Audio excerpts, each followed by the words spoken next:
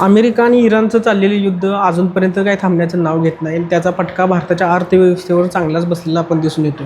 मध्यंतरी 2 ते 4 दिवसापूर्वी किंवा 1-2 आठवड्यांपूर्वी गॅसच्या रांगा, त्याचबरोबर पेट्रोलच्या रांगा आपल्याला पेट्रोल पंपावर आणि गॅस पंपावर आपल्याला दिसून आलेले आहे. त्याचबरोबर गॅससाठी लोकांची धडपड, पेट्रोल पंपावर पेट्रोल घेण्यासाठी धडपड, ज्या अफवा सोशल मीडियावर त्याचबरोबर सगळीकडे उडाल्या आहेत. त्याचं कारण म्हणजे एक आहे ते म्हणजे युद्ध आणि दुसरे म्हणजे स्टेट ऑफ हॉर्मुझ, म्हणजे जिथून 20% तेल भारताला, त्याचबरोबर भारत, चीन, उत्तर कोरिया, दक्षिण आफ्रिका, खाली ऑस्ट्रेलिया, न्यूझीलंड ह्या सगळ्यांना जातो आहे. म्हणजे 20% तेल जगातले इथून इराण वगैरे ह्या देशांकडून येत असते आणि पुढं त्या कच्च्या स्वरूपाच्या पट्ट्यामध्ये त्याचं रूपांतर होत असते. त्याचबरोबर मोठ्या प्रमाणावर ह्या ठिकाणी इराणने मध्यंतरी स्टेट ऑफ हॉर्मुझ अडवला होता. परंतु त्या ठिकाणी फक्त त्यांच्या मित्र राष्ट्रांना, म्हणजे इराणबरोबर ज्या देशाचे चांगले संबंध आहेत त्याच देशांना पुढे जहाज जाऊ देत होतं. त्यानंतर 2 दिवसापूर्वी बातमी आली की अमेरिकेने 48 तासांचा इराणला अल्टिमेटम दिला आहे की हॉर्मुझ सुरू करा, अन्यथा आम्ही तुमच्या पॉवर प्लॅन्टवर हल्ला करू. त्यानंतर इराणने जे काही उत्तर दिलं ते आपल्या सगळ्यांना माहीत आहे. त्यानंतर घडामोडी मोठ्या प्रमाणावर झाल्या. त्यानंतरसुद्धा इराणने असं सांगितले की काही अटी अमेरिकेसमोर ठेवल्या आणि त्यानंतरसुद्धा इराण त्यामध्ये असं म्हणले की आम्ही टोल टॅक्स त्याच्यावर आकारू, ज्याप्रमाणे आपण हायवेला जाताना टोल देतो त्याचप्रमाणे आम्ही टोल टॅक्स आकारू, जेणेकरून आम्हाला त्याची काहीतरी त्यामधून मोबदला मिळावा. आता हे इराणला कळले की आपण स्टेट ऑफ हॉर्मुझ आत्तापर्यंत लोकांना, सर्व देशांना फुकटच देत होतो. तर पनामा असेल किंवा सुएझ कालवा असेल ह्यामध्ये मोठ्या प्रमाणावर टॅक्स आकारला जातो किंवा वसुली केली जाते. त्याचप्रमाणे इराणसुद्धा आत्ता करणार आहे. त्याचबरोबर आपण आत्ता जो गुगल मॅप आहे त्यावर आपण बघणार आहे की कशाप्रकारे स्टेट ऑफ हॉर्मुझमधून जहाजे जातात. त्याचबरोबर आपण ह्या सगळ्या मॅपवर आपण बघणार आहे. एकंदरीत आपण हा गुगल मॅप संपूर्ण ओपन केलेला आहे. तर आपण बघूया की स्टेट ऑफ हॉर्मुझ ते मुंबईपर्यंतचं अंतर काय आहे आणि एकंदरीत हा गुगल मॅप काय सांगतो. तर मी आत्ता आहे मुंबईच्या इथं, मी झूम करतो आहे तर आपल्याला दिसून येते की मुंबईच्या बंदरजवळ आहे. तर इथूनच जास्तीत जास्त जे तिकडून जे तेल येते इराणमधून किंवा गॅस येतात ते इथून भारतातील वेगवेगळ्या सिटीमध्ये, शहरामध्ये जात असते. त्याचबरोबर तर इथं गुजरातमध्ये सुद्धा काही प्रमाणात बंदरावर तेल येते, तिथूनसुद्धा पुढं वेगवेगळ्या आपल्या ते भारताच्या देशातल्या वेगवेगळ्या ठिकाणी जात असते.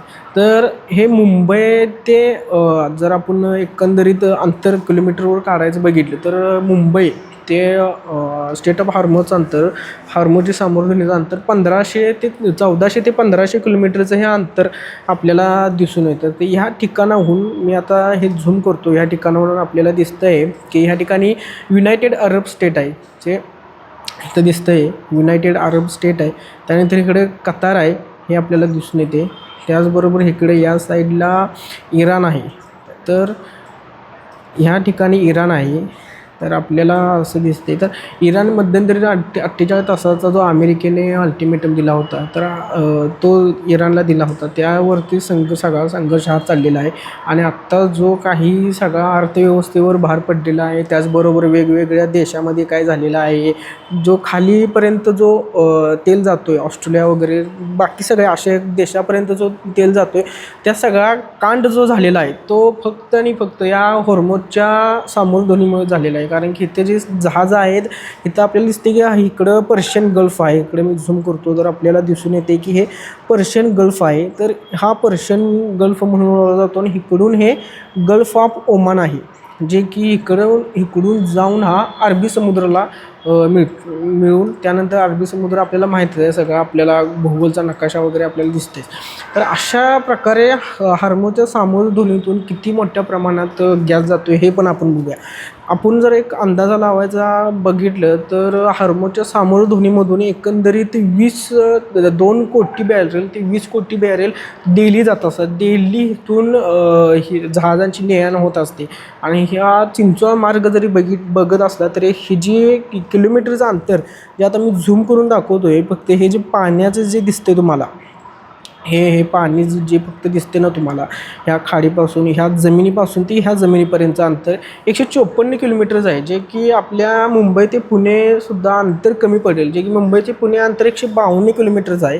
तर हे एवढ्या चिंचोळ्या मार्गातून जहाजांचं परिक्रमण आयात निर्यात होत असते मोठ्या प्रमाणावर. आणि इराणसुद्धा आता काही प्रमाणात इराणनेसुद्धा त्यांना आता ही लावलेली आहेत, त्यावर टोल टॅक्स वगैरे लावलेला आहे. त्यानंतर त्याच्यावर आपण नंतर बोलू. परंतु हा महत्त्वाचा मार्ग खाली जो जाण्यासाठी मार्ग आहे ऑस्ट्रेलियासुद्धापर्यंत हा मार्ग महत्त्वाचा मानला जातो. तर एकंदरीत स्टेट ऑफ हॉर्मुझची जर इतिहास बघायला गेलं तर हा पूर्ण 1500 ते 1600 शतकातला इतिहास आहे. त्यामध्ये एक बीच होतं किंवा बेट आहे एक.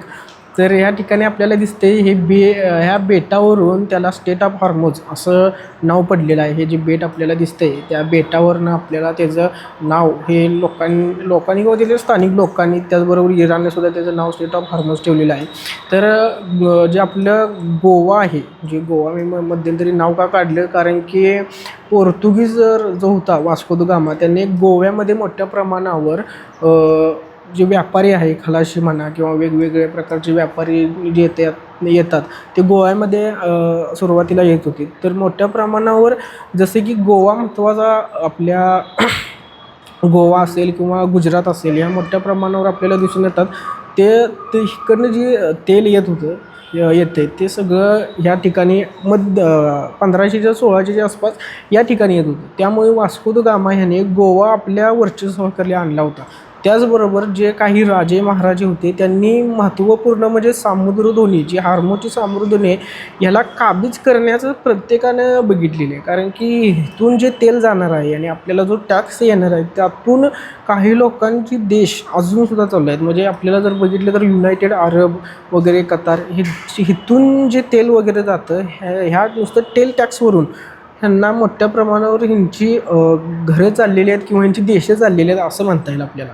तर आपण इथं बघू शकतो की हा इराण आहे आणि हे इस्रायल आहे. ते आपण बघू शकतो हा इराण आहे, हा इराण दिसतोय आपल्याला इथं, आणि हा इस्रायल आहे. तर यांच्या दोघांच्यामध्ये अंतर जर बघितलं तर जवळपास आसपास 23 किलोमीटरचं अंतर यामध्ये आपल्याला दिसून येते. तर इराणच्या इथं आपल्याला दिसते की जे हल्ले झाले त्यामध्ये बहरीन एक आहे, कतार, युनायटेड स्टेट या मोठ्या सिटींवर किंवा मोठे जे देश मानले जाते यांच्या अरब कंट्रीमध्ये यांच्यावर हल्ले मोठ्या प्रमाणात झालेले आहे. तर आपण दुसरी एक गोष्ट बघूया की हे हे स्टेट ऑफ हॉर्मुझ जे आहे त्या ठिकाणाहून जे जहाज पास होतात किंवा जहाज जे जातात ते कमीत कमी त्यांना मुंबईपर्यंत जाण्यासाठी, समजा हे जहाज इराणच्या इथं कुवेतपासून जर निघून आलं ह्या ठिकाणाहून असे, तर ह्या ठिकाणाहून त्यांना 4 ते 5 दिवस हे मुंबईच्या बंदरापर्यंत जाण्यासाठी लागतात. तर आपल्याला मुंबई दिसत्या, तर ह्या मुंबईपर्यंत आपल्याला त्यांना 3 ते 4 दिवस किंवा 5 दिवस जास्तीत जास्त लागतात. तर त्यांचं एक मॅक्झिमम जास्तीत जास्त स्पीड त्यांचं म्हणलं तर 27 किलोमीटर पर आवर ते 30 किलोमीटर पर आवर इतके ते असतात. पण कंटिन्यू ते चालत असतात. असं नाही की ते थांबतात कुठे मध्ये, असं अजिबात नाही. परंतु कंटिन्यू ते चालतात. एवढं स्पीड कमी असून सुद्धा ते कायमस्वरूपी चालत असतात. त्यामुळे आपल्याला बघायला मिळते की जे आत्ता युद्ध चालू आहे अमेरिका, इस्रायल आणि इराणचं मोठ्या प्रमाणावर चालू आहे, त्यामध्ये इराणने सुद्धा अमेरिकेला दाखवून दिलेलं आहे चांगल्या मोठ्या प्रमाणात.